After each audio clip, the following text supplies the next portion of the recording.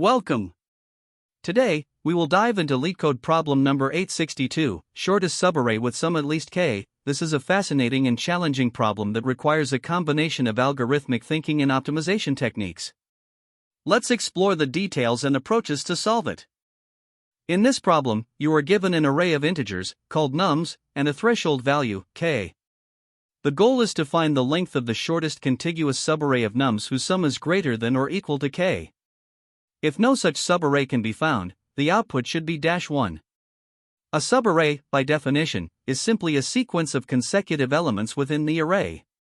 For example, in the array 3, 5, 2, 6, 5, 2 is a valid subarray, but 3, 2 is not because the elements are not consecutive. The input consists of two values, nums, which is the array, and k, which is the threshold. The output is a single integer, representing the length of the shortest subarray that meets the condition, or -1 if none exists.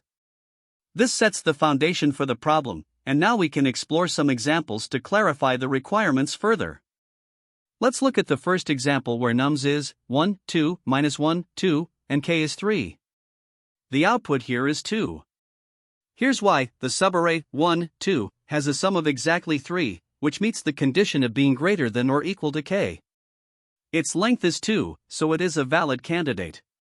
On the other hand, the subarray 2, -1, 2 also has a sum of 3, but its length is 3, which is longer than 1, 2.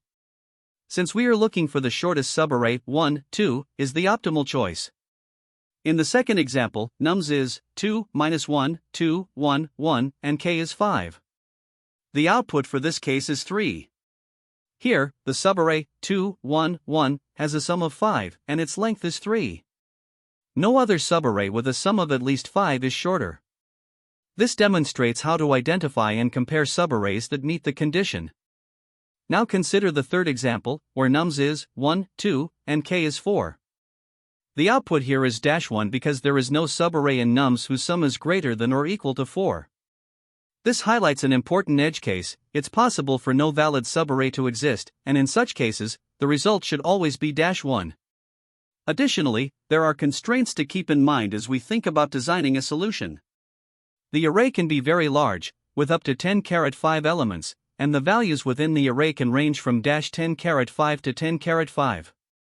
Similarly, k can be extremely large or small, going as low as -10^9 or as high as 10^9.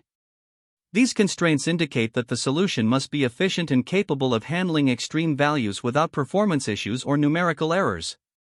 Finally, let's discuss some critical edge cases you need to consider when solving this problem. First, if no subarray satisfies the condition, such as in the scenario where nums equals 1, 1, 1 and k equals 10, the output should be -1. Another important consideration is the presence of negative numbers in the array. Negative values can decrease the sum of a subarray, so you need to carefully manage how sums are calculated and compared. Furthermore, given that the array can have up to 10^5 elements, a brute force approach with a time complexity of n² would be too slow. Instead, the solution must use an optimized algorithm to handle these larger inputs efficiently. Lastly, the value of k can be extremely large or small, so your solution needs to ensure that it avoids overflow or underflow when performing calculations. Keeping these scenarios in mind will help ensure your solution is both robust and efficient. To solve the problem of finding the shortest subarray with a sum at least k, the most intuitive approach is the brute force method. Here, we systematically examine every possible subarray within the input array nums. For each subarray, we calculate its sum and check if it meets the condition of being greater than or equal to k. If it does, we track the length of that subarray and update the minimum length found so far. This approach involves iterating over all possible starting indices I and, for each starting index, iterating over all valid ending indices j. The sum of the subarray nums, i.e. j plus 1, is computed, and if the sum meets the condition, we compare its length with our current minimum. However, while this method is straightforward and easy to implement, it becomes highly inefficient for larger arrays because of its nested loops, leading to a time complexity of n²2. This makes it impractical for inputs where the size of the array can go up to 100,000 elements. Additionally, it has minimal space requirements, as no extra data structures are used, but the trade-off is the lack of scalability for large inputs. To improve upon brute force, an optimized sliding window approach is often a natural next step. This technique uses two pointers, start and end, to define a dynamic window over the array. The idea is to expand the window by moving the end pointer to include more elements, and whenever the sum of the current window becomes greater than or equal to k, the start pointer is moved forward to shrink the window and potentially find a smaller valid subarray. The goal is to track the minimum length of any valid subarray during this process. However, while this approach sounds promising, it has a critical flaw. It assumes that every time the end pointer expands, all intermediate valid subarrays are accounted for, which is not always true. This assumption leads to edge cases where valid subarrays may be missed. Additionally, recalculating the sum of the window repeatedly can still be inefficient in certain scenarios. While the sliding window method theoretically reduces the time complexity to O(n), its flaws in correctness make it unsuitable as a reliable solution for this problem. The key to solving this problem both efficiently and correctly lies in adopting an optimized approach that combines the use of a prefix sum with a monotonic deque. The prefix sum allows us to compute subarray sums in constant time by storing cumulative sums up to each index. Specifically, if p(i) represents the prefix sum up to index I, the sum of a subarray nums ij can be computed as p(j plus 1) p(i). For this sum to be at least k, we need p(j plus 1) to be greater than or equal to p(i) plus k. The challenge, then, is to efficiently identify the smallest index I for each index j that meets this condition, as this minimizes the subarray length. This is where the monotonic deque comes in. By maintaining a deque of indices with increasing prefix sums, we can efficiently track valid indices for I and ensure the shortest subarray is found. The algorithm involves iterating through the prefix sum array while updating the deque, removing indices from the front when they no longer satisfy the condition, and removing indices from the back to maintain the monotonic property. This ensures that every operation on the deque is efficient, and the shortest subarray can be determined in linear time. The time complexity of the monotonic deque approach is O(n), as each element is added to and removed from the deque at most once, making it highly efficient. The space complexity is O(n), due to the storage of the prefix sum array and the deque. This approach strikes an ideal balance between correctness and efficiency, making it the optimal solution for this problem. The brute force method, while simple, is computationally infeasible for large inputs due to its O(n) superscript 2 complexity. Similarly, the sliding window approach, though better in theory, fails for certain edge cases and cannot guarantee correctness. By leveraging the prefix sum to compute subarray sums in constant time and using the monotonic deque to efficiently track valid indices, the chosen strategy ensures that the shortest subarray is found without unnecessary computations. This combination of techniques represents the breakthrough insight for solving the problem. While it does require additional space, the significant improvement in time complexity justifies the trade-off, making this method both practical and elegant for handling large input sizes. The goal of this problem is to find the smallest contiguous subarray within an array num such that the sum of its elements is at least k. If no such subarray exists, we return 0. To approach this, we can first consider a brute force solution. The intuition behind this approach is straightforward: systematically evaluate every possible subarray in nums. For each subarray, we calculate its sum and check if it meets or exceeds k. If it does, we track the length of that subarray and update the minimum length found so far. While this method is easy to understand and implement, it is computationally expensive because it requires checking each subarray individually. To implement this approach, we start by initializing some variables. First, we determine the length of the input array, n. We also set min_length to a very large value, such as infinity, to keep track of the shortest valid subarray length we encounter. Next, we use a nested loop structure to iterate over all possible subarrays. The outer loop, indexed by I, represents the starting position of the subarray, ranging from 0 to n1. For each starting index, we use an inner loop, indexed by j, to represent the ending position of the subarray, ranging from I to n1. Within the inner loop, we calculate the sum of the subarray defined by nums, ij plus 1. This can be done efficiently by maintaining a running sum as we iterate through the elements. Once we compute the sum, we check whether it meets or exceeds the target value k. If the condition is satisfied, we calculate the length of the subarray as ji plus 1. We then compare this length to our current min_length and update min_length if we find a shorter valid subarray. When all iterations are complete, we handle the edge case where no valid subarray was found. If min_length remains infinity, it means no subarray met the condition, so we return 0. Otherwise, we return the value of min_length. Analyzing the brute force approach, we can see its strengths and weaknesses. First, let's consider the time complexity. The outer loop iterates n times, and for each iteration, the inner loop also iterates up to n times. This results in a total time complexity of n squared. On the other hand, the space complexity is 1, as we don't use any additional data structures beyond the input array and a few variables. However, this approach has significant limitations. The quadratic time complexity makes it inefficient for large arrays. For example, if the array contains millions of elements, the number of iterations required becomes computationally prohibitive. To summarize, while the brute force method is simple and direct, its performance is inadequate for scenarios involving large inputs. In this implementation, the input array nums is used directly without any modifications, and variables like min_length and a running sum are employed to track the shortest subarray length and calculate subarray sums efficiently. Here, we see the Python implementation of the brute force approach. The function min_subarray_len first calculates the length of the input array, nums, and initializes min_length to infinity. The outer loop iterates over possible starting indices, while the inner loop iterates over possible ending indices. For each subarray defined by these indices, the running sum is updated incrementally. If the running sum meets or exceeds k, the length of the subarray is calculated and min_length is updated if the current subarray is shorter than the previously recorded minimum. Finally, the function checks if min_length was updated. If it remains infinity, the function returns 0, indicating that no valid subarray was found. Otherwise, it returns the value of min_length. While this solution works, there are more efficient approaches. For instance, the sliding window technique significantly reduces time complexity to n by dynamically adjusting the size of a subarray as we iterate through the array. Alternatively, prefix sums can be used to calculate subarray sums faster, though this comes at the cost of additional space. These optimizations make the algorithm much more suitable for large inputs. This implementation solves the problem using a sliding window technique with a deep data structure to track potential starting indices for subarrays. Here's a detailed explanation.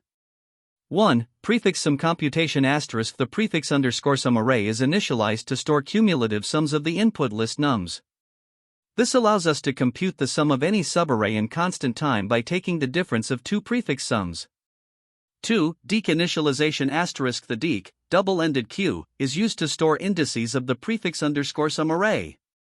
It helps efficiently manage potential starting points of subarrays. 3. Iterating through prefix sums *, we loop through the indices of the prefix_sum array. For each index, we perform two main operations. FRUD removal, condition satisfaction. If the current prefix sum minus the prefix sum at the front of the deque is greater than or equal to k, we calculate the subarray length and update min_length if the current subarray is shorter. This ensures we are always checking for the shortest subarray that satisfies the condition. Back pruning, monotonicity maintenance. While the deque is non-empty and the current prefix sum is less than or equal to the prefix sum at the back of the deque, we remove the back element. This step ensures the deque remains monotonic, with indices corresponding to increasing prefix sums.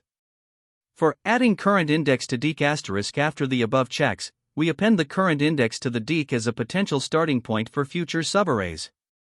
5. Result computation * after the loop. If min_length is still infinity, it means no valid subarray was found, and we return -1.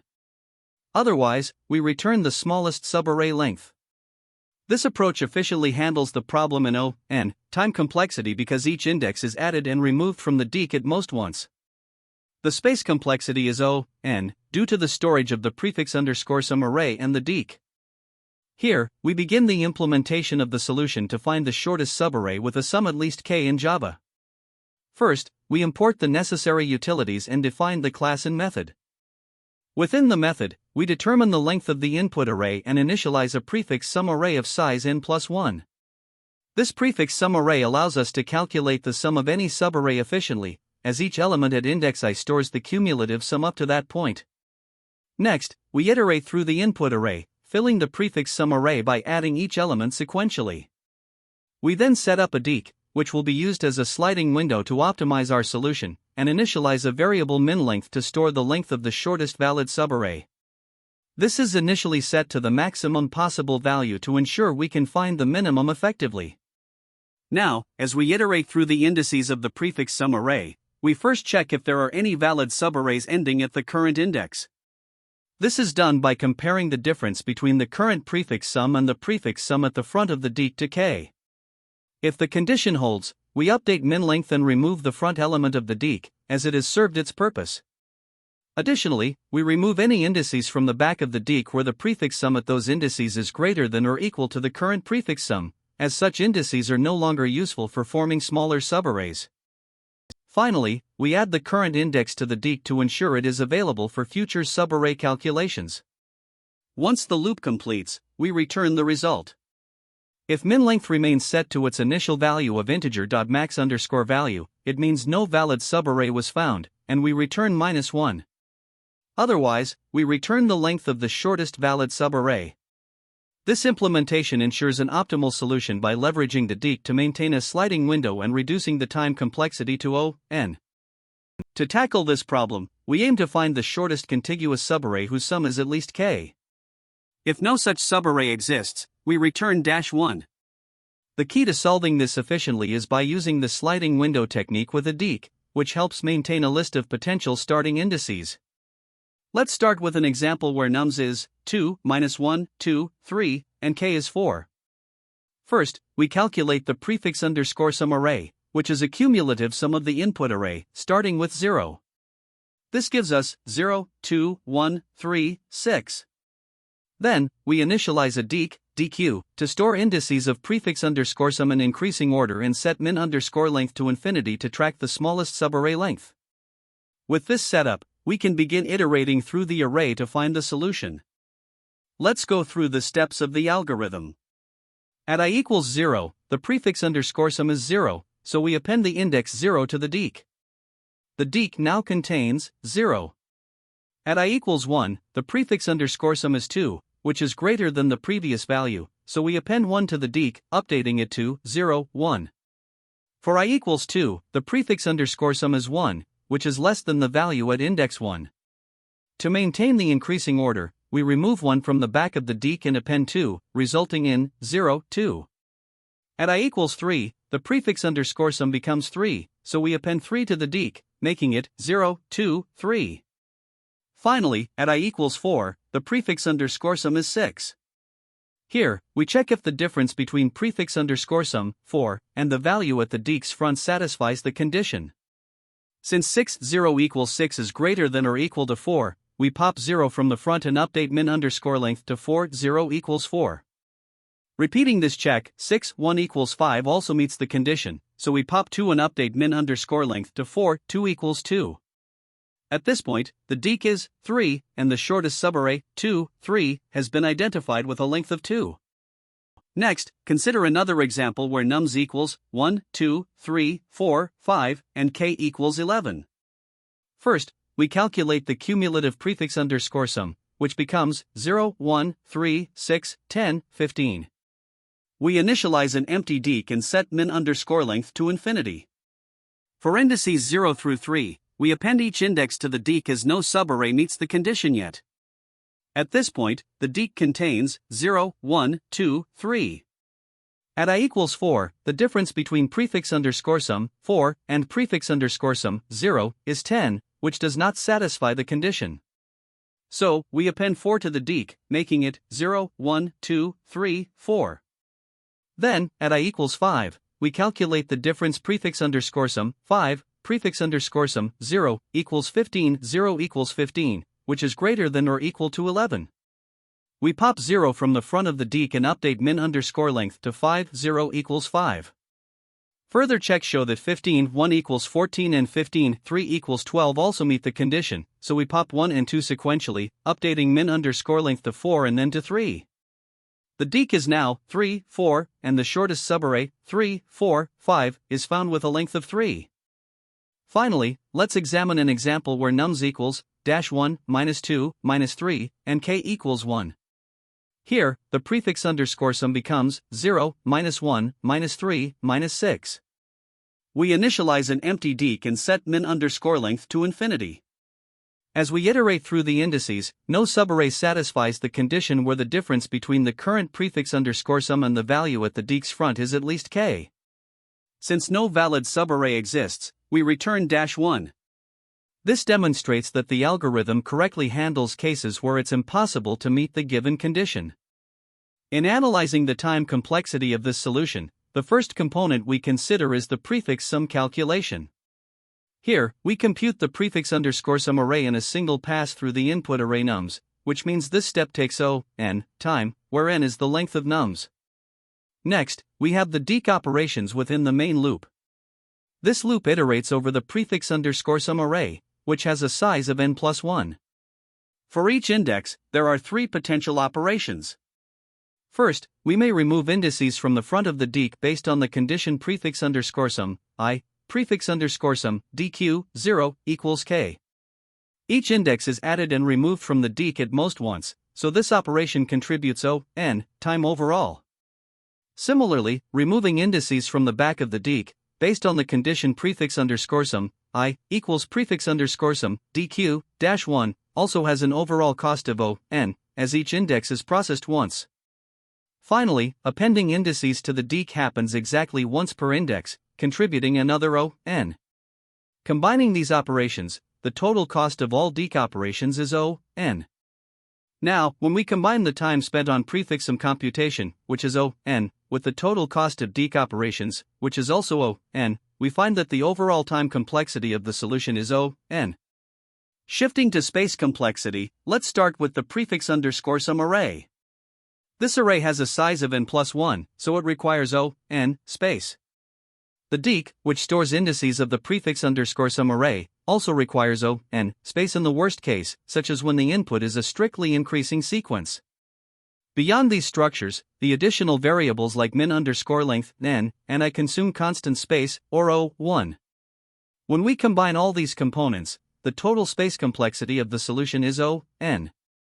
To understand the efficiency of this optimized solution, let's compare it with a naive approach. The naive method involves checking every possible subarray of nums to see if its sum is at least k. This requires 2 nested loops to examine all subarrays, resulting in a time complexity of n squared, in the worst case. In contrast, the current optimized solution leverages the prefix underscore sum array and a monotonic deque to determine the shortest valid subarray. This approach avoids the inefficiencies of nested loops and processes the input in linear time, achieving a time complexity of n. The deque plays a critical role by maintaining the indices of prefix sums in a way that allows us to efficiently check for valid subarrays. Analyzing the solution further, we can break down its behavior into best, average, and worst case scenarios. In the best case, the condition is satisfied early on, such as when the first element or a very short subarray meets the requirement. Here, deque operations are minimal, and the time complexity is n. In the average case, the solution processes the entire input array, performing deque operations proportional to the array size. Even in this scenario, the time complexity remains n. Finally, in the worst case, where every element must be processed and deque operations occur at every step, the time complexity is still n. This is because each index is pushed and popped from the deque at most once, ensuring the operations scale linearly with the input size. To solidify our understanding of the time complexity, let's look at the mathematical reasoning. Each index I is appended to the deque exactly once during the traversal of the prefix underscore sum array. Similarly, each index is removed from the deque, either from the front or the back, at most once.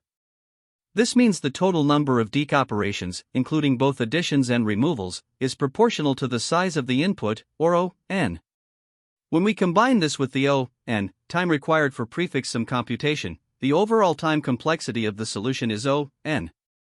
In conclusion, this solution is both time and space efficient, achieving n for both. By using a prefix sum array and a monotonic deque, it processes the input in a single pass and avoids the quadratic time overhead of the naive approach, making it highly effective for this problem. When solving this problem, there are several common mistakes to watch out for. First, ignoring edge cases is a frequent pitfall. For instance, scenarios like an empty array, an array with just one element, or when the target value k is negative can often reveal flaws in your logic. It's important to test these edge cases thoroughly. Next, be careful not to confuse subarrays with subsequences. Remember, subarrays are always contiguous, whereas subsequences can include non-adjacent elements. Since this problem specifically requires subarrays, ensure your solution respects this constraint. Another mistake is relying on an inefficient brute force approach. Explicitly generating all possible subarrays, such as with nested loops, and then calculating their sums can lead to a time complexity of n cubed, which is impractical for larger inputs. Additionally, improper use of the sliding window technique can cause errors, like failing to adjust the window correctly. For instance, if you don't shrink the window at the right time, it could result in incorrect results or even infinite loops. Finally, be mindful of overflow or precision errors, especially in languages like C++ or Java where cumulative sums can exceed the limits of integer data types. Properly handling these issues is crucial for a robust solution. Now, let's focus on some key insights that can help you during interviews. Understanding when and how to use the sliding window technique is essential, as it's a common optimization for subarray problems. Sliding window is particularly useful when dealing with contiguous elements and constraints tied to their cumulative properties. Another powerful tool is the prefix sum technique, which allows you to calculate subarray ranges efficiently. Pairing prefix sums with a hash map or an auxiliary array can significantly optimize your solution. For problems with large inputs, such as arrays of size up to 10 to the power of 5, avoid solutions with n squared, or higher time complexity. Instead, aim for n, or n log n, approaches to ensure scalability. Lastly, don't underestimate the importance of asking clarifying questions during an interview.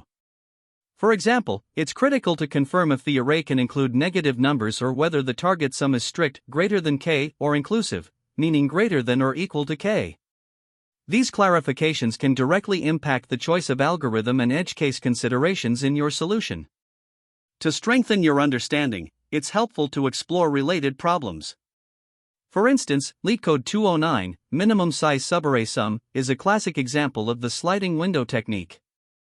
LeetCode 560, subarray sum equals k, uses prefix sums combined with a hash map to efficiently find subarrays with specific sums. Similarly, LeetCode 325 focuses on finding the maximum size subarray with a sum equal to k, which is closely related to 560 but emphasizes the longest subarray. Lastly, LeetCode 713, subarray product less than k, is a variation that explores product-based constraints, often solved with a sliding window approach. Beyond these problems, there are alternative approaches worth considering.